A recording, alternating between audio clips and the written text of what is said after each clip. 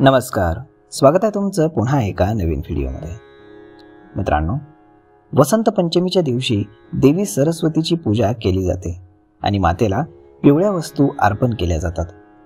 पिवळा रंग सरस्वती मातेला अत्यंत प्रिय आहे आणि म्हणून या दिवशी देवी सरस्वतीची पूजा पिवळं वस्त्र परिधान करून केली जाते आणि तिला पिवळे पदार्थ आणि फळं अर्पण केली जातात।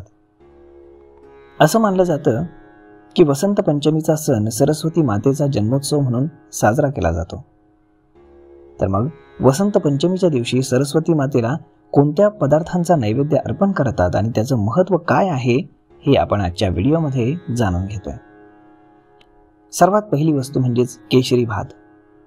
वसंत पंचमीच्या पूजेमध्ये सरस्वती मातेला केशरी गोड भात अर्पण करणं खूपच चांगलं मानलं जातं। पिवळा तांदूळ, तूप, साखर, केशर आणि पंचमेवा मिसळून तयार केला जातो।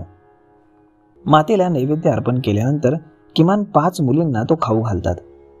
जे विद्यार्थी शिक्षण घेत आहेत त्यांना हा महाप्रसाद म्हणून द्यावा।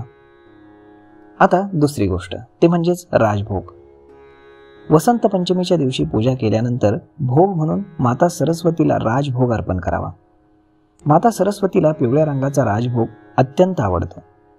राजभोग अर्पण केल्यानंतर तो प्रसाद म्हणून सर्वांना द्यावा आणि असं केल्यानं तुमचं सौभाग्य वाढतं आणि माता सरस्वतीच्या कृपेनं तुम्हाला सद्बुद्धी प्राप्त होते।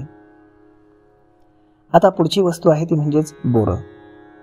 सरस्वती देवीला पिवळी फळं फार आवडतात।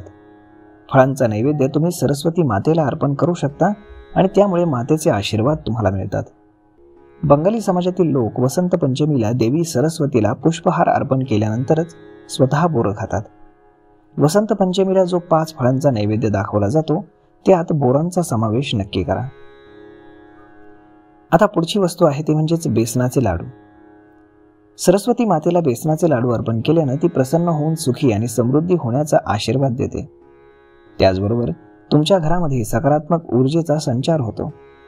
वसंत पंचमीच्या दिवशी बेसनाच्या लाडूचा नैवेद्य दाखवल्यामुळे तुमच्या बोलण्यामध्ये गोडवा वाढतो आणि समाजातील लोकांमध्ये तुमचा प्रभाव पडतो असंही म्हणतात। आता पुढची वस्तू ती म्हणजेच मालपुआ। ज्या घरामध्ये विद्यार्थी शिक्षण घेत असतात त्या घरी सरस्वतीच पूजेचं आयोजन करावं आणि सरस्वती मातेला मालपुआ अर्पण करावा। जर तुमचं मूल अभ्यासामध्ये कमकुवत असेल तर आई सरस्वतीला त्याच्या हातून मालपुआचा नैवेद्य दाखवावा आणि गरजू लोकांमध्ये वाटावा। एवढं जर तुम्ही केलं तर नक्कीच माता सरस्वती तुम्हाला भरभरून आशीर्वाद देईल। तर मग आपण भेटूयात पुढच्या एका नवीन व्हिडिओमध्ये।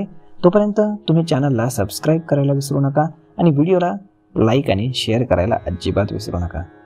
धन्यवाद।